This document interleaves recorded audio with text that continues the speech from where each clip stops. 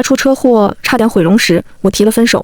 7年后，他成为顶流影帝，和当红小花组了 CP， 而我名声尽毁，躲在偏僻的古镇苟且度日。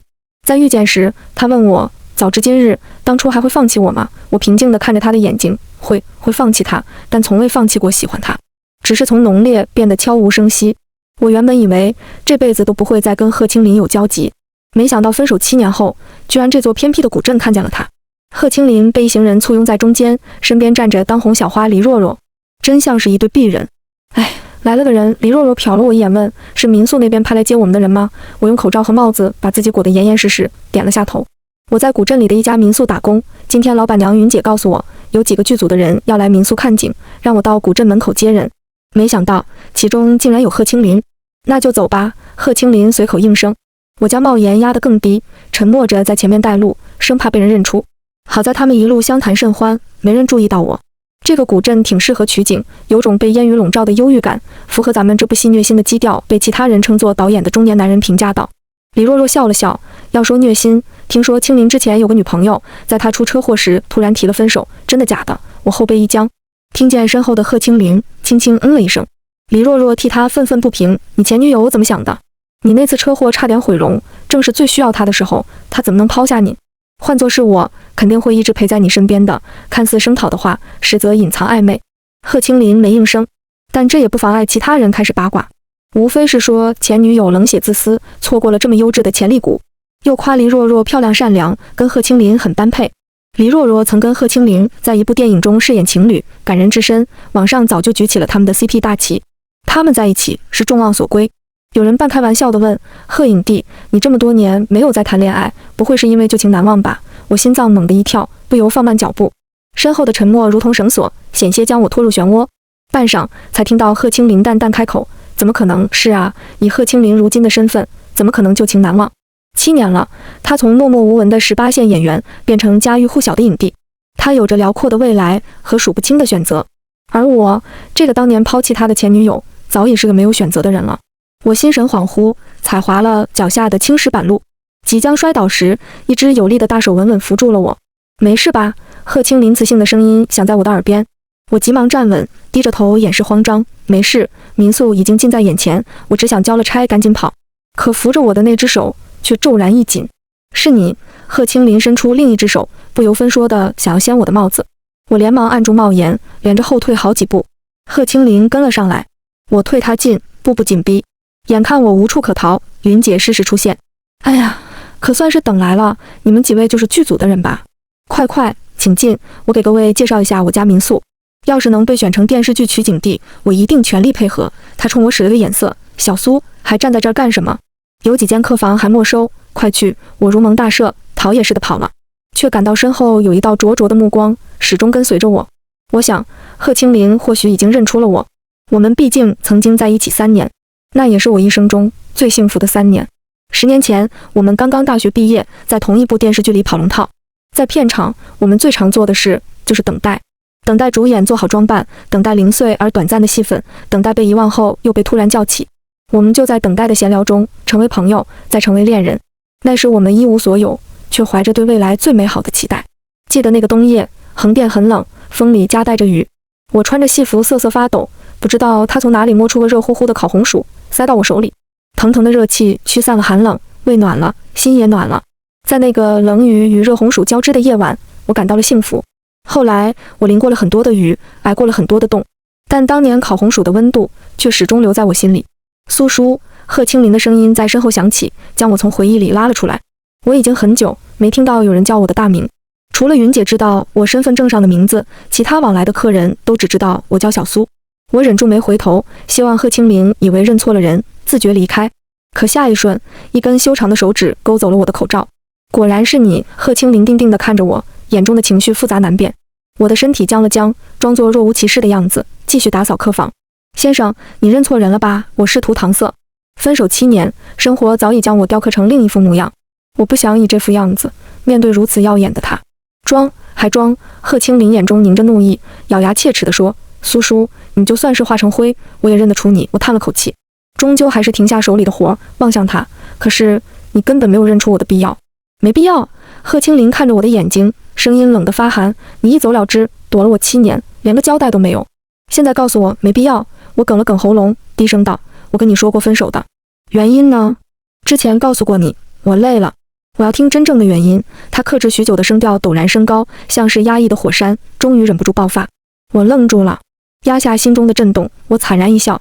真正的原因，那些铺天盖地的新闻，你难道没有看到吗？那年在各大媒体的报道中，我为了攀上金主，主动寻求潜规则，供权贵享乐。不堪入目的照片传遍了全网。为了攀附权贵而抛弃默默无闻的前男友，很合理吧？贺青林脸色一白，但稳住了情绪，凝视着我。那些都是别人报道的，我不信。苏叔，我只信你亲口说的。心里没来由的一阵钝痛。我将指甲嵌进肉里，笑了笑。多谢你的相信，但7年了，再纠结那些已经没有意义。当年丑闻爆发后，没人关心我说了什么。我被唾弃，被排挤，被逼着退出了娱乐圈。家人朋友对我避而远之，仿佛我是什么脏东西。我走投无路，辗转了好几个城市，才在这个偏僻的古镇谋得一份生计。可现在时隔7年，贺青林却告诉我，他相信我，要听我亲口说。这一句相信迟到了7年。我和他早已不是同一个世界的人了。空气陷入尴尬的沉默，直到被黎若若的声音打破。青林，你怎么跑这儿来了？黎若若走过来，一双弯弯的月牙眼看着贺青林笑，每根头发丝都那么精致。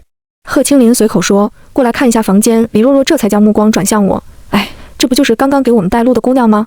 摘了口罩还挺好看。她上下打量着我，微微皱眉。你长得有点像那个叫什么来着？我手指一颤，触电般的往回缩了缩。贺青林瞥了我一眼，打断黎若若的回忆。其他人呢？黎若若立刻被带跑了话题。他们看得差不多了，估计很快就要去下一家民宿。果然，没多久，就见云姐带着导演一行人从后院走出来。导演一见贺青林，便大步走过来，用一种称得上是尊敬的语气问：青林，怎么样？这里是你心中的听雨小院吗？贺青林的目光在我身上绕了一圈，开口道：就定这里吧。导演一愣，这就定了？还有2个备选，不去看看？不用了，这里挺好。贺青林看向喜笑颜开的云姐，又说：我的助理请假回家了，我需要一个了解古镇情况的临时助理。我绷紧身体，隐隐预感到了什么。果然，贺青林修长的手指指向了我，就他了。没问题吧？云姐毫不犹豫道：没问题，保证给您服务周到。贺青林不问我，直接找云姐要人，连拒绝的机会都没留给我。但我最落魄时，云姐是唯一愿意给我机会的人。如果小院成为取景地，她就再也不愁生意。我不想让她失望。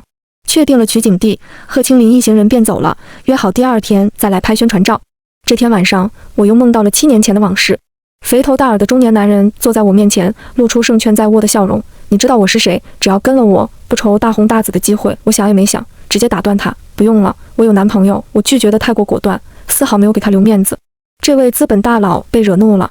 那时我在影视圈已经小有成绩，有几个深入人心的女二形象，还谈定了一部新剧的女主角。铺满鲜花的道路似乎已经在我面前展开。可就在我拒绝大佬的第2天，制片方打电话通知我，他们已经有了更好的女主人选，要换掉我。在之后，广告代言、综艺录制、晚会邀约，通通取消。我问一个相熟的制片人，到底是哪方面出了问题？对方犹豫了很久，才告诉我：苏叔，你得罪了不该得罪的人。同一天，远在上海的贺青林打来电话，兴高采烈地告诉我，他通过试镜拿到了一个男3号的角色。这是他第一次拿到戏份这么多的角色。我该替他高兴的，却还是忍不住在电话里哭出了声。贺青林手忙脚乱，连夜乘车赶了回来，而噩梦也在这夜发生。经纪人给我安排了一场晚宴，到了才发现是那位资本大佬组的局。后悔了吗？大佬居高临下地问我。我说没有。大佬眼中的愤怒一闪即逝，转为一种诡异的笑意。是因为你那个男朋友吗？我倒想看看这男人有什么能耐，让你宁愿落我的面子。言下之意，他打算对我男朋友下手了。直到这时，我才真正感觉到害怕。以大佬的地位，只要动动手指，贺青林就在无出头之日。我已经陷入泥潭，不能再拉着他下水。于是我咬牙撒了个谎，其实我没有男朋友，只是单纯的看不上你。大佬笑了起来，嚣张而癫狂。好，很好，忤逆我，你会知道代价的。后来的事我记不太清了。我被下了药，模糊的意识中只知道自己衣衫进退，被当作食物的盛器，装盛着各式佳肴。宾客们一边享用着食物，一边用筷子逗弄着我的身体，猥琐的调笑和油腻的触感侵占了我的感官。而贺青林也是在这一夜出了车祸，多处烧伤，险些毁容。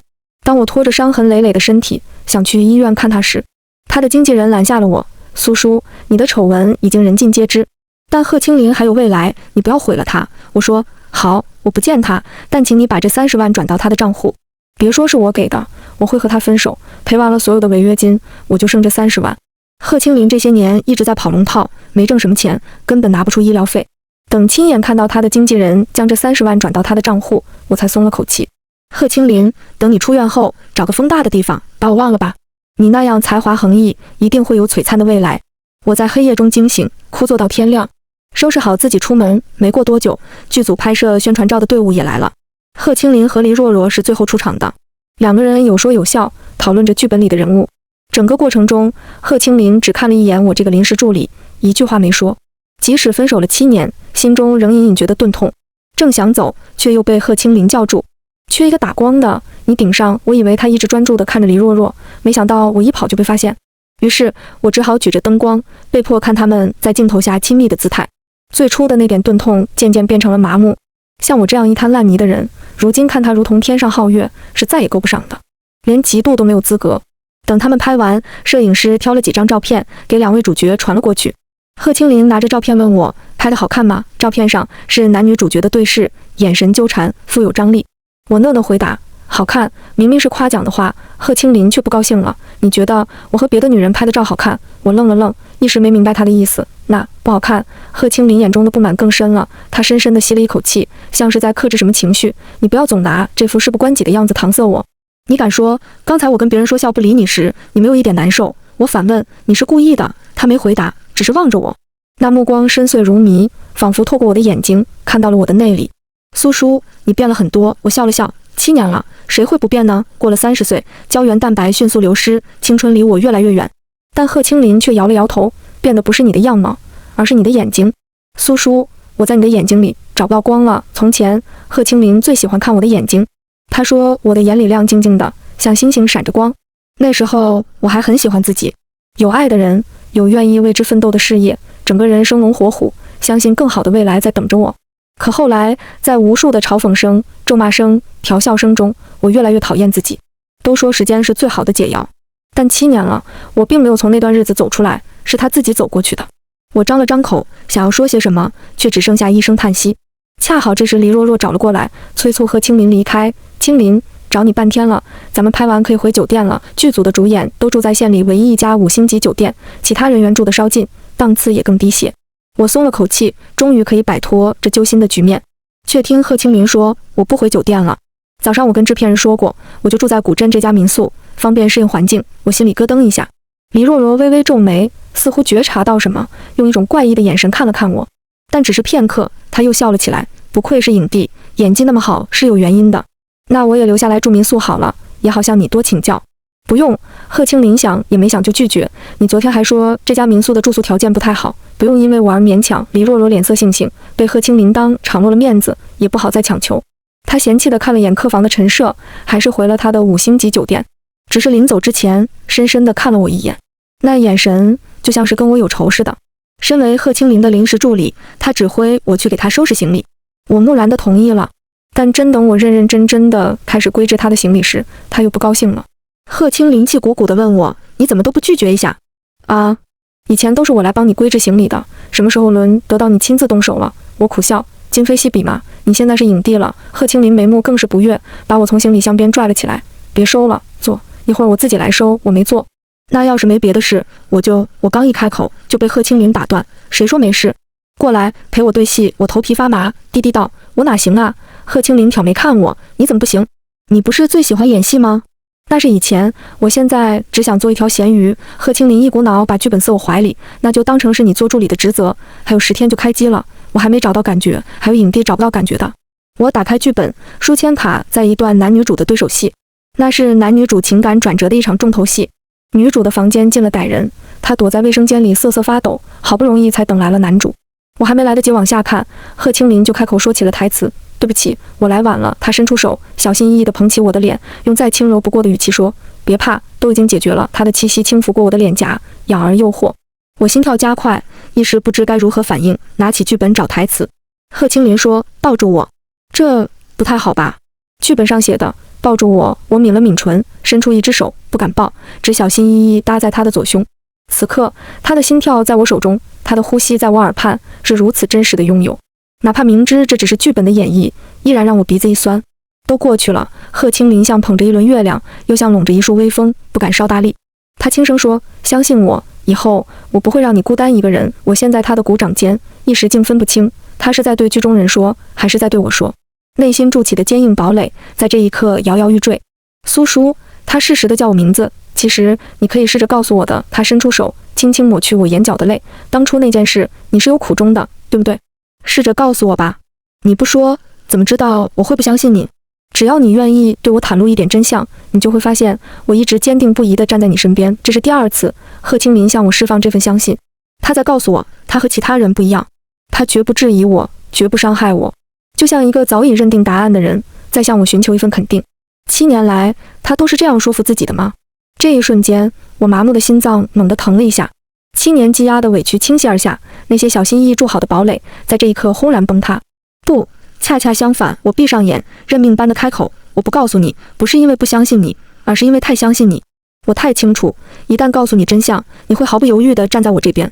你宁愿放弃刚有起色的事业，宁愿和我一样背负骂名，也会不顾一切为我伸张正义。青林，正因为清楚你的选择，我才不能告诉你。我宁愿你恨我，总好过毁掉你。贺清林急切道：那又怎样？我不介意，可我介意。我不由提高了声调，几乎难以平定自己起伏的呼吸。我已经注定要淋雨了，你又何必非要来给我撑伞？那场雨太大了，你偏要来，只会把2个人都淋湿。自我牺牲式的付出，我负担不起。贺清林的喉咙哽了哽。可如果当年你告诉我，最起码你不会是一个人。我摇了摇头。是，我当时确实不是自愿，我被下了药，动弹不得。可这些告诉了你又怎样？以你当时的脾气，你能忍得下这口气？就算你忍下了，只要我们2个在一起，那位资本大佬就不会放过你。你跟他斗不过的。贺清林闭上眼，睫毛轻轻颤动着，又无力地垂了下来。所以你离开我的时候，早就把一切想清楚了。我叹了口气。清林，你要明白，我不希望你为我放弃什么。演戏是我的梦想，也是你的梦想。那时候你刚刚得到人生中第一个重要的角色，我早就知道，以你的努力和天赋，只要得到机会，一定能大放异彩。我看着贺清林英俊如雕刻般的脸，笑了笑。你看，我的眼光还是不错的，你已经成为家喻户晓的顶流影帝。如果当时沾上了我，你现在拥有的一切都会不复存在。贺清林却没笑，他垂着眼，手背因为用力绷起了青筋。良久，他说，可是小叔，我没有你了。我的笑容僵在脸上。贺清林的手还捧着我的下巴，这样近的距离，只要轻轻一点脚就能吻到他。当时的少年早已褪去青涩的眉目，变得成熟而稳重，渴望向我时，眼中依然有着孩子气的贪心。他舔了舔唇，看定我的眼睛，语气竟带着一丝可怜的哀求：小叔，我还能拥有你吗？我的心软得一塌糊涂，可身体僵硬着，与情绪抗衡。我希望自己早就放下了这段感情，可这种希望，就好像我希望太阳不从东方升起，就好像我希望月光不在黑夜照耀。理智告诉我，如今我们之间已是天壤之别，我不该再有这样的妄念。可我的心却明确无误地渴望着他。你说过，之前的旧情你早就放下了，现在再问这种话又算什么？我最后从理智中拨出一丝清明，支撑着自己脱离他的怀抱。贺清林一愣，大概也想起他来古镇时说的那句怎么可能旧情难忘。我趁着他愣神的功夫起身就要走，刚迈步就被贺清林拽住手腕。不是旧情，他突然开口说。我回过头，他的眸中像是悬着2簇火焰，沉寂而热烈地燃烧着。对我来说，不是旧情，这段感情在我这里从来没有画上句号。我的呼吸仿佛停滞，刚才那绷得紧紧的身体慢慢松懈下来，那犹豫不决的心神定下来。我的手绕到他背后，轻轻抱住了他。他得到鼓励，回拥住我，连同细密而温软的吻落了下来。清晨，我在贺清林房间的床上醒来，阳光透过帘缝照射进来，带着久违的暖意。一转头，贺清林精致的脸就在眼前，他笑着看我。醒了，就像是梦一样。睡得好吗？我问他。很好，很久没有过得好。贺清林把头埋在我的肩窝，贪婪地嗅着气息。他张口，正想要跟我再说些什么，手机突然响起，是黎若若给他打来的。可能是剧组的事，贺清林解释了一句，当着我的面接通了电话。刚接通，就听见黎若若激动的声音：喂，清林吗？我想起民宿那个店员是谁了。只这一句，我跟贺清林双双变了脸色。黎若若自顾自道：你记得苏叔吗？当年女体盛的丑闻女主角。7年前，她为了攀上金主，闹出丑闻被封杀，没想到居然躲在这个小小的古镇。我听老板娘叫她小苏，大概率是她没跑了。青林，你可要千万小心啊！像她这种不择手段、贪腐权贵的女人，很可能会故意勾引你。我看你好几次都跟她独处，可别被她表面的样子迷惑了。贺青林小心翼翼地看向我，生怕我会被李若若的话重伤。我轻轻摇了摇头，示意自己没事。这种程度的恶意，这些年我早就免疫了。喂，青林，你在听我说吗？李若若焦急地问。贺青林淡淡道：“听到了。”李若若松了口气，听到就好。青林，你赶紧把他辞掉，别让他当你的助理了。这种歪心思的人留在身边是祸害。贺青林挺直了腰背，义正辞严道：“这就是我的事了，不用旁人插手。”李若若不甘心道：“青林，我也是为你着想，你要知道，不需要，管好你自己就行。”贺青林厉声打断他，挂了电话。方才的旖旎被这通来电尽数冲散。没想到这么快就有人认出了我。之前因为疫情的原因，旅游业停滞了3年。这3年，古镇人烟稀少，民宿更是门可罗雀，这大大减少了我被人认出的概率。已经很久没人发现我是当年的丑闻女主角，对我或嘲或骂了。这带给我一种错觉，仿佛过去已经过去，7年前的丑闻已经被人遗忘。可不过一夜，现实就将我打回原形。别担心，小叔，我陪着你呢。贺青林搂过我的肩，试图给我力量，但这并不能缓解我的不安。李若若能发现，大佬就能发现，我怕他会伤害你。噩梦般的过去涌了上来，我不由浑身发颤。贺青林抱紧了我，每句话都说得很慢很清晰，声音温柔而坚定：“小叔，别怕。7年过去，大佬已经不是当初的大佬，而我也不再是当年一无所有的我了。”我仰头看他，脸还是当年那张脸，但肩膀有力，脊背挺拔，比从前更多了几分运筹帷幄的从容。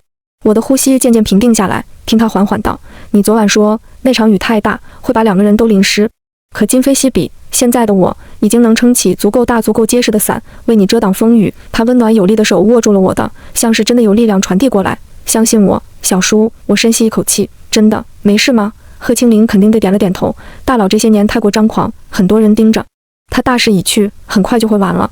我猜到贺青林应该知道什么内幕，但没想到大佬的倒台来得这样快。仅仅过了10天，新闻就传出消息，那位资本大佬涉嫌偷税漏税，正在接受司法机关的调查。这天正是贺青林的新剧开机的日子。他参加完开机仪式回来，见我盯着电脑屏幕上的新闻一动不动，笑着问：“怎么样，放心了一些吗？”我问他：“你早就知道消息了？”贺青林微微颔首，他偷税漏税的证据其实早就收集好了，只不过现在才爆出新闻。我看着他飞扬的眉梢，竟从当中看出了2分得意。“是你做的？”我问。贺青林顿了顿，只道：“是他自作孽，时间竟是如此奇妙的东西。当初高高在上指点江山的大佬，原来有一天也会跌落云端。纵然我7年前的丑闻难以洗刷，但幸好贺青林不会再因为大佬的暗算受到伤害，不会连累他，我便放心了。”贺青林换上戏服，让我陪他去片场。刚到片场没一会儿，就见黎若若走了过来。“青林，你怎么还带着他？”黎若若不满地撇嘴：“你只要稍微查一查，就知道我说的不是假话。”贺青林淡声道：“查过了，没有那回事。”黎若若急了：“怎么会没有？你不能光听他的一面之词啊！”“那难道我要听你的一面之词？”贺青林一句反问，呛得黎若若哑口无声，闷闷不乐地走了。导演见他们气氛不对，过来找贺青林询问情况。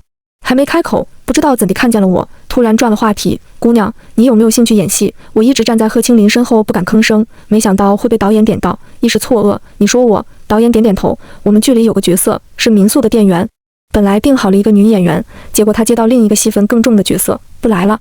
我寻思着你本来就是这儿的店员，又长得好看，要不试试顶上？一听有机会拍戏，我心里蓦然升起一簇火苗，却又下意识想要逃避。算了，我不适合出镜。导演劝说，这个角色没什么难度，台词不多，只是经常得出现。我还想继续摇头。贺青林把我拉到一边：“小叔，我知道你在害怕什么，但大佬已经倒台了，没有人会再封杀你，你可以按自己的意愿选择。”我犹豫片刻，问他：“你希望我演吗？”“我希望你开心。”贺青林看着我说：“从前你演戏的时候最开心，最喜欢你自己。我不知道现在能让你开心的事是什么，但我希望能再次看到眼中有光的你。”我动容了，内心深处的尘埃中像是有什么东西动了动，如同一个压抑已久的梦再度被唤醒。我想，一个台词不多的小角色，没人会关注，没人会在意。或许我真的可以试一试。这个角色在剧里的存在感不强，台词也几乎仅作为剧情的过渡，就像是后宫娘娘身边的丫鬟，黑道大哥身后的马仔，常作为背景板出现，但不会被人记住。很像我如今的状态，默默无闻。即使这样能够过把戏瘾，我也很知足。但没想到，就在我接下这个角色的第2天，7年前的丑闻再度被顶上热搜。网上爆料，7年前因为女体城丑闻退圈的女明星苏舒，如今勾搭上了影帝贺青林，东山再起，在一部新戏里得到了角色。附上的照片是我和贺青林在片场的互动，他看着我笑，眼中满是疼惜。贺青林的粉丝气炸了，个个义愤填膺，在网上对我发起攻击。果然是狗改不了吃屎，7年前勾搭金主，现在勾搭影帝，不出卖身体他会死吗？青林哥哥出道这么多年，一直没听说有女朋友。虽然我期待哥哥脱单，但绝对不是这么脏的女人，恶心！贺影帝可千万擦亮双眼，脏女人别来沾边。我的丑闻本身已经过时，但跟贺青林沾边的新闻总是会成为热点，种种谩骂声袭来，一切似乎又回到了7年前那些阴冷的夜。果然，我不该心存侥幸，不该接这个角色，我懊悔不已，觉得自己连累了贺青林。他却说错的不是你，什么都没做错的人，凭什么要躲躲藏藏，偷偷过一辈子？贺青林让我安心，他来解决。我以为他要去查抖出丑闻的人，没想到仅仅1个小时后，他亲自出面发了条邓青的长微博，一条可能将他也拉入泥潭的微博。大家好，我是贺青林。10年前，我还在横店跑龙套时，遇见了一个女孩，我们同样怀着做演员的梦想，相知相爱，走到了一起。在一起的3年里，她在一个又一个小配角中锤炼演技，塑造了几个深入人心的女二形象，甚至签下了一部新剧的女主角。而我始终原地踏步，未得机会。那时，周围人都劝我放弃这条路，断言她大红大紫后迟早会抛弃我。只有她一直笑着鼓励我，相信我。她说我是天生的演员，总有一天会发光发亮。她竭尽所能为我争取一切资源，终于让我获得了人生中第一个有分量的角色。可是她却因为拒绝潜规则，遭到报复，被下药后卷入丑闻。人们以为随口抨击调笑的不过是一个丑闻的女明星，可那是我的人间。我和她在一起3年，对她的品性再清楚不过，任凭他人如何说，我信她。只是我那时太过弱小，无法给她周全的保护。资本大佬动手指，足以对我们造成毁灭性的打击。他害怕牵连我，独自远走。临走前，给我留下了他所有的积蓄，让我得以在那场车祸中得到妥善的治疗。他没告诉过我，但我知道，只有他会为我这么做。可以说，如果没有他，就没有现在的我。这个女孩就是苏舒。我把我们的故事讲述出来，只是在陈述一个真相。这7年，我一直在找她，如今失而复得，便再也不会放手。她是受害者，没有做错任何事，不该承受这样的谩骂。你们信也好，不信也罢，我都会坚定不移地站在她身边。在我最自卑、最艰难时，是她撑起了我。现在该换我来撑起她了。贺青林这条微博迅速在网上掀起轩然大波，也将她和我死死地绑定在了一起。我找到贺青林，你疯了？这会把你拖下水的。贺青林却笑眯眯的，很惬意的样子。我早就想这样做了，让全世界都知道我们在一起。我越发心急，你怎么就找了个恋爱呢？好不容易才有了今天的一切，怎么能被我连累？贺青林没说话，他站起身，在我心慌意乱时，静静将下巴搁在我的肩窝。我的身体顿时定住，半晌才听到他低哑的声音：可是小叔，我已经错过了你7年，不想再错过你了。他长长的叹了口气，你不知道这7年我是怎么过来的。我一直在偷偷打听当年的真相，偶然从一位参与宴席的宾客口中得知，当初是那位资本大佬组的局。我想，如果我这让大佬受到了应有的惩罚，你是不是就能回到我身边？我花了整整7年时间，逐渐渗透他的羽翼，掌握他犯罪的证据，才换得他倒台。原本不想告诉你的，但你似乎总担心我被连累。可是小叔，你看，我已经很强大了，我不怕被连累，所以就让我陪着你一起面对，好不好？我怔怔地看着他。我本以为这7年只有我在忍辱负重的承受，而他只需要站在巅峰之上，享受五光十色的簇拥。如今才知，他所承受的压力和痛苦并不比我少。轻描淡写的几句话，其中要付出多少心血，才能动摇资本大佬的根基？逃避很简单，但攻克很难。能被一个人这样坚定地爱着，再退缩就不像话了。我深吸一口气，坚定地握住他的手，郑重无比道：好，而且这一次我再也不会放开。贺青林的微博发出后，舆论的风向大体分为2派，一部分网友为我们的爱情故事动容，加上贺青林一直以来的好口碑，选择支持我们；另外一部分嘲笑贺青林是舔狗，被戴了绿帽还给我找借口，对他的澄清内容不断质疑。支持我们的大部分是女性，她们对受害者被污名化更为敏感，坚持女性的贞洁不应在裙摆之下，大力支持我讨回公道。但同时，这件事过去太久，我们又无法提供证据，因此不少人认为我是借此机会洗白，不值得被相信。舆论摇摆不定，制片方也拿不准了，不知道该不该继续用贺青林拍剧。一部剧的投资成本太高，主演之一出了问题，就可能血本无归。有风险的艺人宁可放弃，不可冒险。最后，经过制片方的商议，剧组决定换掉男主角。贺青林跟剧组签解约合同时，李若若专门来到房间找我，她责怪我，贺青林一路走到现在不容易，可因为你，他以后要背上舔狗和绿帽的名声。你要是为他好，就离他远点。我冷笑，李若若，你在这装什么高尚？我们在片场的新闻，难道不是你找人爆出来的？口口声声说为他好，可点火的人就是你。李若若一愣，你胡说，我没事害你们做什么？因为你看到了我，你怕了。当初自愿跟在资本大佬身边被潜规则的人，其实是你。我淡淡地下结论，你怕我告诉贺青林，所以急于将我从他身边弄走，对不对？李若若的脸色瞬间变得煞白，她咬着牙问我，当年你看到了？我笑，当然，我虽然被下了药，但意识还在。在那个我备受屈辱的宴席上，你就坐在大佬怀里，笑得很开心呢。李若若红了眼眶，半晌才憋出一句，那你告诉其他人了吗？告诉青林了吗？我摇头，没有。我不是你，没兴趣在别人的伤处撒盐。无论当初你是自愿还是被动，想来都是不太光彩的记忆。李若若松了口气，对不起，苏叔，之前是我做的不对，我只求你替我保守秘密，尤其不要告诉青林。我希望我在他心里一直是干净的。话音未落，房间的门被推开，贺青林就站在门边，他看李若若的眼神怪异而厌恶，显然该听的都已经听到了。李若若离开的时候十分狼狈，他大概真的对贺青林有几分喜欢，因此被戳穿时脸上的神色格外痛苦。从此以后，他估计再也无颜面对贺青林了。至于他当年的事，我们不说，不代表别人不说。那满席的宾客不是瞎子，如今我的丑闻又将就是翻了出来。就祝他得过且过，能火一天是一天吧。剧组还在民宿拍摄，我和贺青林如今身处舆论漩涡，肯定不能继续待在这里。老板娘云姐给我放了个长假，让我出去散散心。云姐说，在古镇待了这么久，也该出去走走了。要是回来，我随时欢迎你；要是不回来了也好，毕竟当初第一眼见你时，我就感觉你还应该拥有更广阔的世界。我和云姐拥抱告别之后，随贺青林回了北京。他早已买了别墅，但居然还住在当年我们租住的那间小房子里。他把房子买了下来，依然保留着当时的陈设，小而温馨。之后的日子，贺青林四处奔走，不到5天时间，舆论的转折发生了。一个6年前被封杀的女星站了出来，表示她跟我一样，曾受过资本大佬的威逼利诱，因为拒绝潜规则被斩断所有资源。她曾经在网上发布过真相，但很快就被屏蔽封锁，根本翻不起任何水花。直到大佬倒台，又借着我和贺青林的热度，她的事件才能被大家看到。